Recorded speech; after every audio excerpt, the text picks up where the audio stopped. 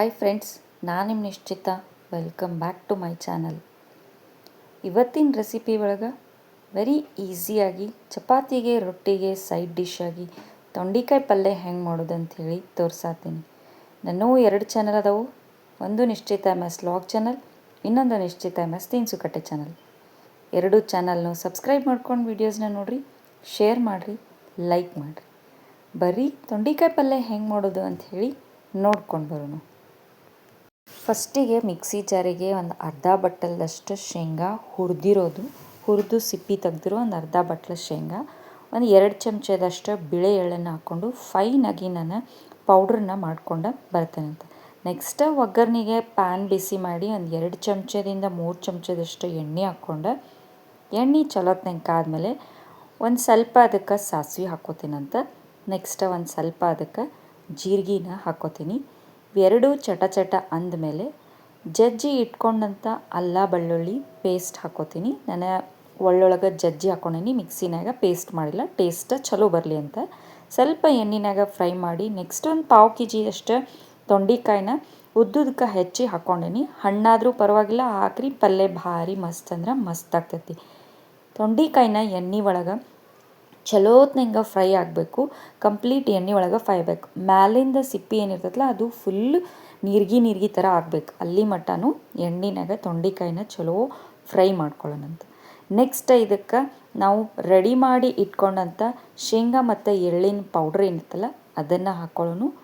ಈಗ dry ingredients ಅಂದ್ರೆ ಸ್ಪೈಸಿಗೆ ಖಾರ, ಒಣ ಖಾರ ಎಷ್ಟು ಬೇಕೋ ನೋಡಿರಿ ಅಷ್ಟು ಹಾಕೋರಿ. ನಾನು ಒಂದು 2 ಚಮಚದಷ್ಟು ಹಾಕ್ಕೊಂಡೀನಿ. 3ರಿಂದ 4 ಚಿಟಿಕೆಯಷ್ಟು ಅರಿಶಿನ, ಒಂದು ಅರ್ಧ ಚಮಚದಷ್ಟು ಗರಂ ಮಸಾಲ ಹಾಕ್ಕೊಂಡೀನಿ. ಇನ್ನು 2 ಚಿಟಿಕೆಯಷ್ಟು ಹಿಂಗೆ ಹಾಕ್ಕೊಂಡೀನಿ. ರುಚಿಗೆ ತಕ್ಕಷ್ಟು ಉಪ್ಪನ್ನು ಹಾಕ್ಕೊಂಡೀನಿ.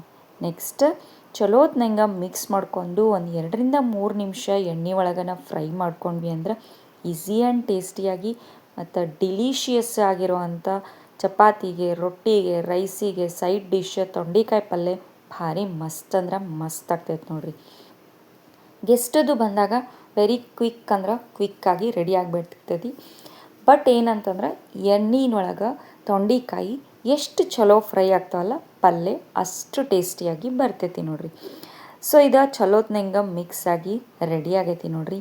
ಮ್ಯಾಲೆ ಒಂದು ಸ್ವಲ್ಪ ನಾವು ಗಾರ್ನಿಷಿಗೆ ಅಂಥೇಳಿ ಕೊತ್ತಂಬರಿ ಉದುರಿಸ್ಕೊಂಡು ಬಿಸಿಯಾಗಿ ಪಲ್ಯನ ಸರ್ವ್ ಮಾಡಿದ್ವಿ ಅಂದ್ರೆ ಡಿಲಿಷಿಯಸ್ ಆಗಿರೋಂಥ ತೊಂಡೆಕಾಯಿ ಪಲ್ಯ ಟೇಸ್ಟಿಯಾಗಿ ಮಸ್ತಾಗಿ ಬರ್ತೈತಿ ನೋಡಿರಿ. ಬರೀ ರೆಡಿ ಆಗೈತಿ. ಕೊತ್ತಂಬರಿ ಉದುರಿಸ್ಕೊಂಡ್ಮೇಲೆ ಒಂದು ಸಲ ಚಲೋತ್ನಂಗೆ ಮಿಕ್ಸ್ ಮಾಡಿಕೊಂಡು ಸರ್ವಿಂಗ್ ಪ್ಲೇಟಿಗೆ ಸರ್ವ್ ಮಾಡ್ಕೊಂಡು ತೊಂಡೆಕಾಯಿ ಪಲ್ಯನ ಟೇಸ್ಟ್ ಮಾಡೋಣ ಅಂತ. ಸೊ ಫ್ರೆಂಡ್ಸ್, ನಾನು ಮಾಡೋದಂಥ ವೆರಿ ಈಸಿಯಾಗಿ ಡಿಲಿಷಿಯಸ್ ಆಗಿರುವ ತೊಂಡೆಕಾಯಿ ಪಲ್ಯ ರೆಡಿ ಆಗೈತಿ ನೋಡಿರಿ. ನೀವು ಮನೆ ಒಳಗೆ ಒಂದು ಸಲ ಟ್ರೈ ಮಾಡಿರಿ. ಟೇಸ್ಟ್ ಹೆಂಗಿತ್ತು ಅಂತ ಹೇಳಿ ನಂಗೆ ಕಮೆಂಟ್ ಸೆಕ್ಷನ್ನಾಗ ತಿಳಿಸ್ರಿ. ನಾನು 2 ಚಾನಲ್ನು ಸಬ್ಸ್ಕ್ರೈಬ್ ಮಾಡ್ಕೊಂಡು ವೀಡಿಯೋಸ್ನ ನೋಡಿರಿ, ಶೇರ್ ಮಾಡಿರಿ, ಲೈಕ್ ಮಾಡಿರಿ. ನೀವು ನನ್ನ ವೀಡಿಯೋನ ಲೈಕ್ ಮಾಡೋದ್ರಿಂದ ನನ್ನ ವೀಡಿಯೋಸ್ ಭಾಳಷ್ಟು ಜನ ಮಟ್ಟ ರೀಚ್ ಆಗ್ತಾವೆ ನೋಡಿರಿ. ನನಗೆ ಸಪೋರ್ಟ್ ಮಾಡಿರಿ. Thank you.